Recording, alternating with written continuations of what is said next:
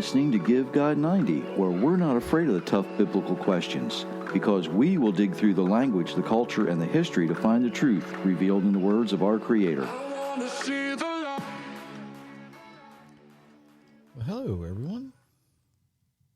We've made it back on a Thursday night after everything we've gotten done today. We didn't actually go anywhere. We just did a lot, or I did. I'm being supervised this evening. I have to be careful what I say. Hello, everyone. Oh, my. If you've not been to Give God 90 lately, or you're new, because we have new people all the time, check it out. There's all kinds of good stuff there. Don't forget the videos. The books are there. Tradition to Truth, God's Universe, God's Rules, and Inheriting the Lies. And what else was I going to say? Oh, I failed to mention the last couple of times. You know, if you like what you hear, those share buttons really work. Go ahead and hit them, ring the bell, do all the things, you know, make it easier for people to find us. Because if you like what you hear, chances are your friends and family will, and your enemies really need to hear it too. So, I talked about something last time and apparently upset a couple people, which is a good thing, right? Sometimes people need to be upset if they're upset for the right reason. I was a little, I guess you could say I was a little hard on the scholars. So I had somebody say, you know, these people work really hard for their degrees. You shouldn't be so hard on them. So I'm going to explain some of that, some of the reasons I am. And, you know, the reality is they probably believe everything they're saying, but they need to reevaluate it. I mentioned the word fatal, or the phrase fatal flaw, and originally fatal flaw refers to a character trait possessed by a person that ultimately leads to their downfall. But like, you know, many other words and phrases in the English language especially, the term has evolved. You know, language does that. Today, it has actually expanded to mean anything that is introduced into an equation, a concept, or a theory that produces an invalid result. Let me say that again. A fatal flaw has been expanded into our modern language to be anything that is introduced into an equation, a concept, or a theory that produces an invalid result.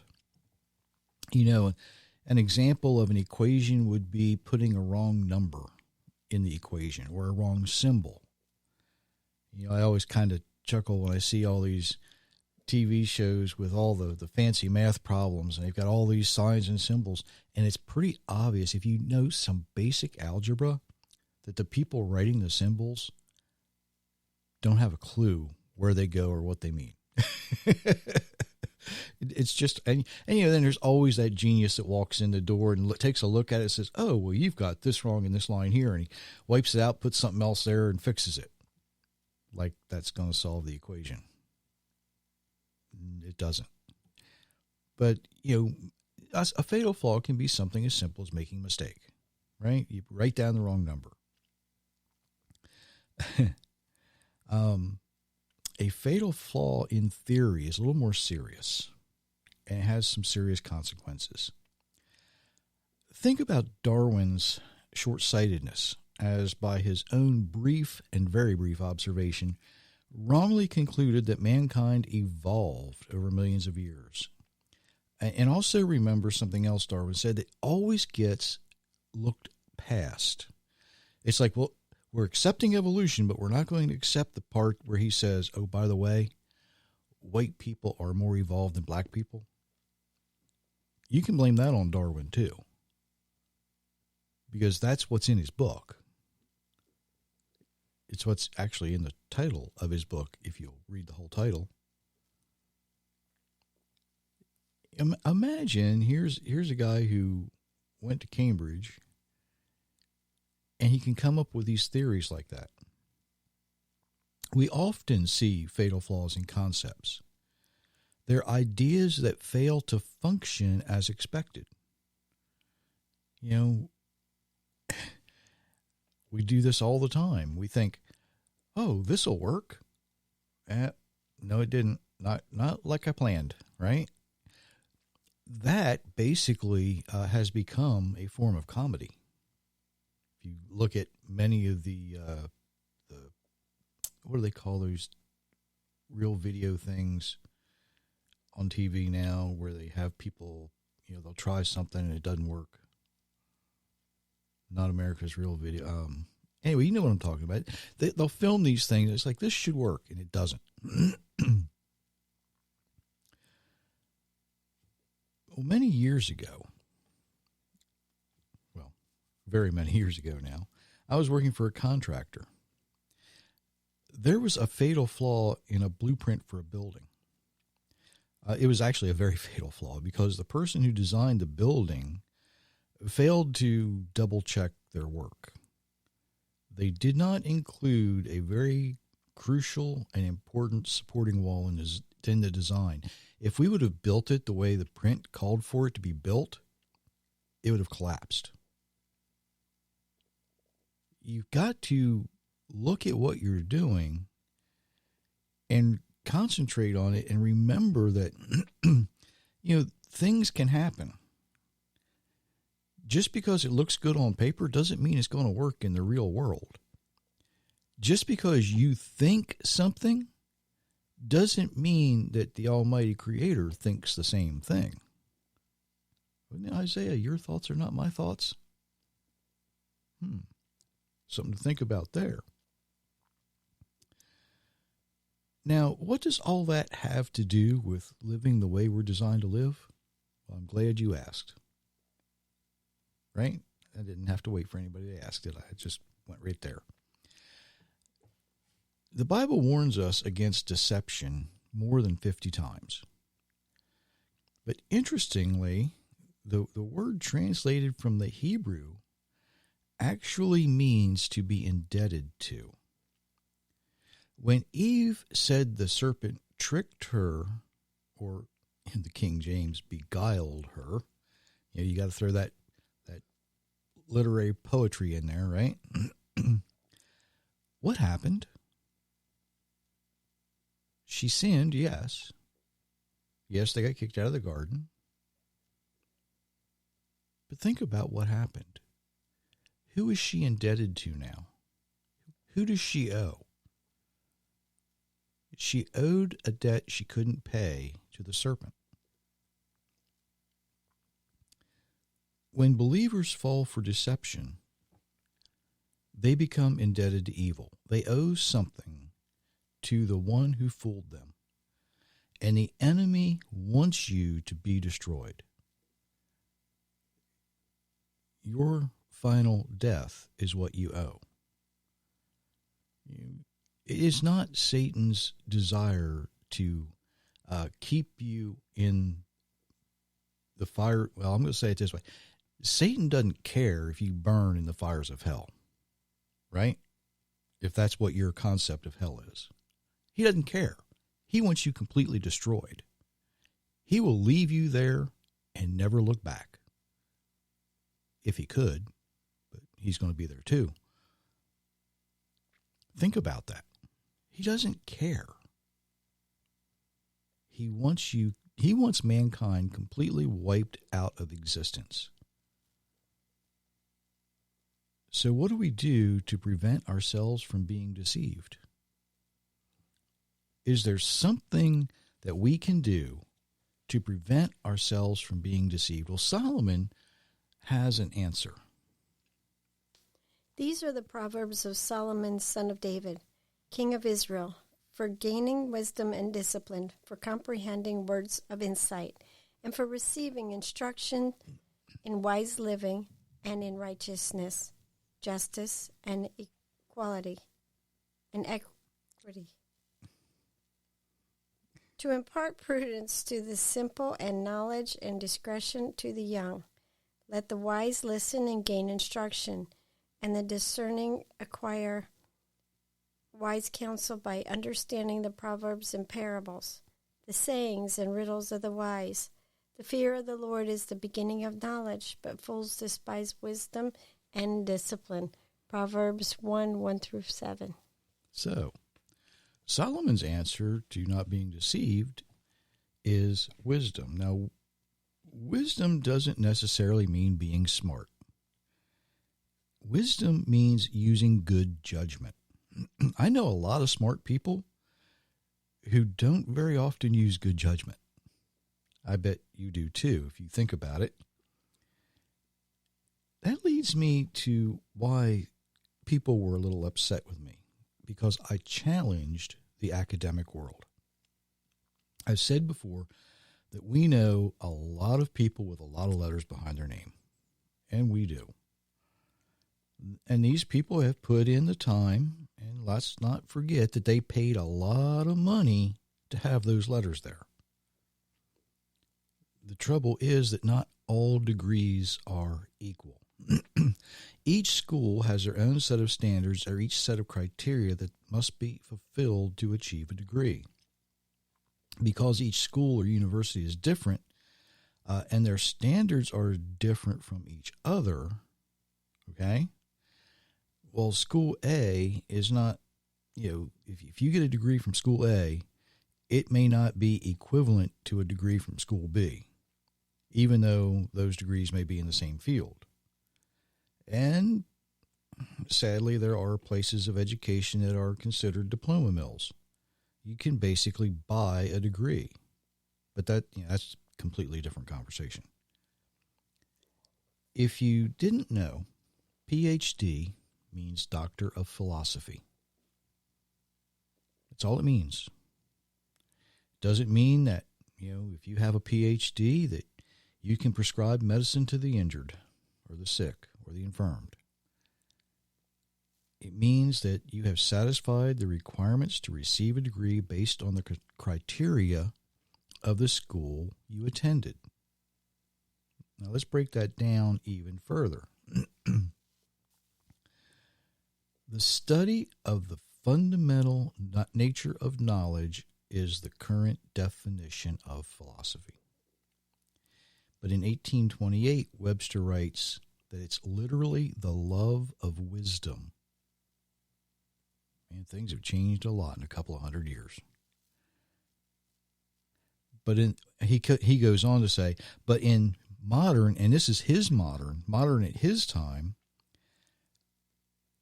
but in modern exception, philosophy is a general term denoting an explanation of the reason of things. Now, what does that have to do? Oh, well.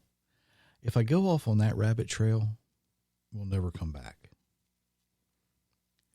A doctorate is the highest degree awarded by a graduate school or other approved educational organization. It's the most you can achieve unless you become possibly a professor. And a lot of people work very hard to achieve these things. A very good friend of ours has hers, and it's, I would put her, not only her intelligence, but her wisdom up against a lot of people, not only in her field. She's a very, very brilliant and talented person. Someone with a PhD was absolutely smart enough to meet the criteria that was instituted by mankind to achieve the highest degree possible. It is a great accomplishment. I'm not saying anything bad against these folks, other than they need to think through some of the things they say. Like I said, you can be very, very smart and still use bad judgment. The problem is, achieving a degree doesn't make you wise. It means you have acquired or achieved a standard set by mankind. I used the example the other day of someone who's written and reviews papers for others to achieve PhDs. This person acknowledges the Creator, but because of their language, we know this person doesn't believe the Bible. Is this person smart? Absolutely. Is this person wise? Absolutely not. There's a long list of reasons. Primarily, if you claim to believe, if you put your faith in God, but you reject his word, that's not very wise. Many people are deceived by folks like this particular person because they've achieved something that establishes this they're established. But by what criteria are they established? Man's criteria. Believers have a responsibility first to the Creator and his words. Right? If you love me, obey my commands. Listen for my voice, obey my commands. That is a theme that is repeated in Scripture over and over and over. When someone introduces a fatal flaw into their concepts or theories, we as believers need to be familiar enough with the Bible to recognize it and correct them, regardless of their achievements, regardless of their standards, regardless of their intelligence. Because, let's face it, no matter how smart they are, if they are bringing something into an argument for Scripture that conflicts with the Bible, it's not very wise. And I hear it all the time. I read a lot about biblical history. I am sort of involved with a little bit of biblical history, kind of, in a weird sort of a way. But when you listen to these folks who have, all of these degrees, all of this intelligence, all of this learning, and they talk about millions of years of evolution, yet you expect it out of a secular scientist. You expect it out of a worldly person, but you shouldn't tolerate it from someone who claims to believe the Bible. Because by their words, they do not believe the Bible. You see, knowledge of the Creator and loving the Creator and obeying the Creator are three distinctly different things. James tells us that the demons believe there is one God, but they don't love him. They don't obey him. So where does that leave someone who claims to know God, but they don't do the things that they need to be doing? Remember, when the Creator chooses someone, it's not because they have a degree based on the standards required by mankind. It's because they're doing their best to live according to his instructions, his way. Abraham, well, let's back up. Noah, what do you call somebody who builds and designs boats? The only thing I can think of is boat builder. That may actually be the term. Noah didn't have a degree in boat building, but he was chosen to build the ark. Abraham didn't have a degree in anything, but he was chosen to begin a family that would be an example to the world. Do you think Moses had a degree in leading a large group of misfits, for lack of a better term, the mixed multitude. Think about that. How did they act?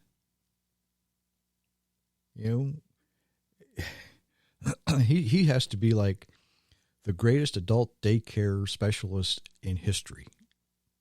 Did he have a degree? No. He was chosen. Do you think David had a degree in political science? Oh, David, you just slew Goliath. We're going to send you on a full scholarship. That's not the way it worked. David had no degree, but he was chosen to be a king. Name any one of the disciples of Yeshua who had a degree in theology, who graduated. Name me one Bible college that any of them graduated from. Any takers? If you claim to know, love, and be obedient to the Creator, you're chosen to correct the experts, or the so-called experts, maybe I should say in some cases, especially when they introduce fatal flaws into their concepts or their ideas that directly conflict with the Bible.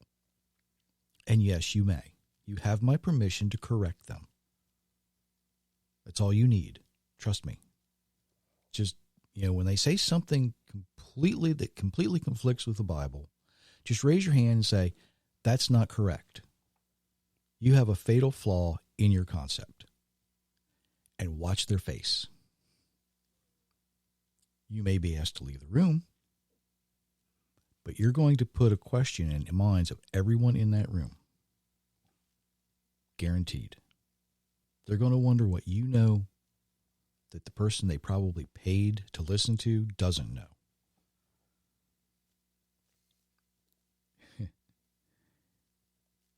By the time the Scopes monkey trial was heard, Darwin's theory was accepted by many of the scholars, even though most of them at the time claimed to be Bible-believing Christians, and they missed the simplest things in Scripture. I get a lot of questions from people, and it's, they're all over the place. There's no, the biggest questions I still get are about marriage and divorce, but people ask. My first response, usually, in most instances, is, well, what does the Bible tell us about that? And the reason is the Bible should be the standard by which we set our criteria for wisdom and for direction. When we allow someone to introduce a fatal flaw into the biblical narrative, we may become deceived. And when we become deceived, we become indebted to something or someone other than the Creator. So I'm going to challenge you to become familiar enough with the Bible so that you're able to recognize these fatal flaws and just stop the ones who attempt to deceive others. They're not always wolves in sheep's clothing. Some of them were simply foolish enough to believe the wrong thing, even though they're very, very smart. They've been deceived. They are now indebted to the lies that we've inherited. A fatal flaw is only fatal if it's not corrected before the final answer is announced. Let me say that again. A fatal flaw is only fatal if it is not corrected before the final answer is announced. Wise people check their work more than once. Foolish people,